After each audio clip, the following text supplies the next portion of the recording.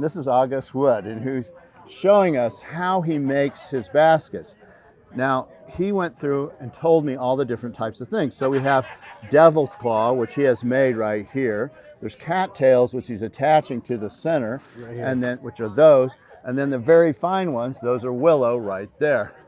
So tell us a little bit about what you're doing, and obviously, you're skilled at it. Watching your hands is just mesmerizing for me.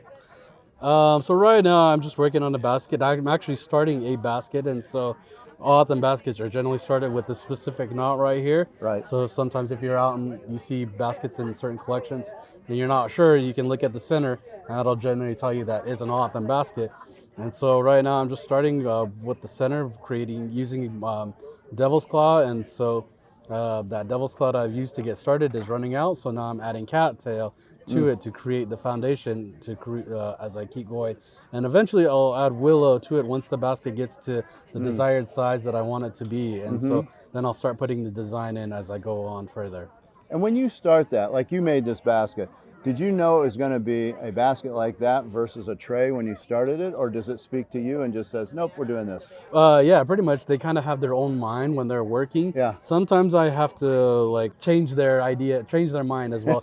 So this one's a good example. You can kind of see how it's kind of goes up, but then it flares out a bit because it wanted to keep going up, but I ended up having to change its mind and flare it out a bit just to give it a bit of a flare. Yes. And so this one as well too. So it wasn't intentionally going to be this shallow, so, but I've kind of been bringing it up, and they're pretty cooperative, and so you have smaller flat ones like this as well. Yeah, that one's too. beautiful. And do you work on more than one basket at a time? I do. So when I started learning, my teacher always told me, she said, make sure always have multiple pieces that you're working on, so that way when you have one finished, you can just go back to that one and not have to worry about starting another one right after you're finished. You'll always have something to be working on, and so that's what I been doing. And so you can see several of these pieces right here that are in progress, and then you see several completed pieces as well. Yeah, they're beautiful. I mean, they're absolutely as good as anything I've ever seen, 100 years ago or today. And we all know there's some great weavers out there, but clearly you're keeping the art form going. And there's not a ton of Odom weavers still out there, right? There's lots, but they're all older, primarily weavers, right? Well, this style specifically, there's not very many weavers that are still utilizing river plants. Right. There's a lot of Tonoatan weavers that utilize bear grass and yucca for their weaving. But as far as this style of weaving, we're using willow and cattail. There aren't very many of us left that are still weaving, so it is kind of in danger of being lost, this particular style. But you clearly have been doing this for a while, right? Yep. So I started learning in the summer of June 2009. Okay.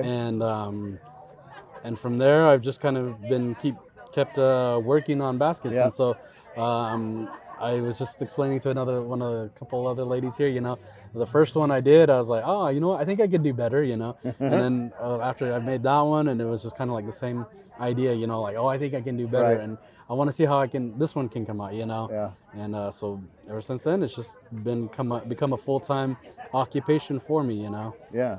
Well, you've been doing it now a quarter century. I know, hard to think of in those terms, but it's true. And so if people want to find you, how do they find your work? I mean, we're here at this basket show right now, but that's only once a year or so. Where else can they get a hold of you?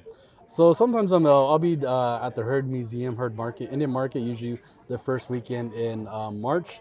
Other than that, most of the times you can find me online. Just mainly Instagram. I don't have a Facebook or a shop. And what's your Instagram? It's Grimbear, Grimbear. And but for the most part, it's kind of I kind of have a line because once I finish a basket, they're usually gone? pretty gone. Yeah. So it's hard to keep an inventory for me. So that's a good thing. I'm always working on baskets, always trying to get the next piece out. And baskets generally take smaller ones, this particular piece, about this size. It usually takes about maybe 3 to 4 weeks to do. Yes. And that's if I have all my materials ready to go, Right. That's not including the gathering and the processing. What you can tell is a lot of work. I mean, just stripping devil's claw like that from those big ones that we'll show. I mean, that's a lot of work. So, but that's amazing that you make one, they go. So what I would say to people, go to his Instagram. This is August Wood. And if you see something, call him. Make sure you get in line, because I have a feeling we haven't heard the last of you. I As he's hope. just going right after that basket. I just love that. Wow, what an artist. Thank you. It was a real pleasure. Thank right, you well- for teaching me a little bit about what you do and the things that make you really, you're a basket maker. That's Yeah. what you were always supposed to be, right?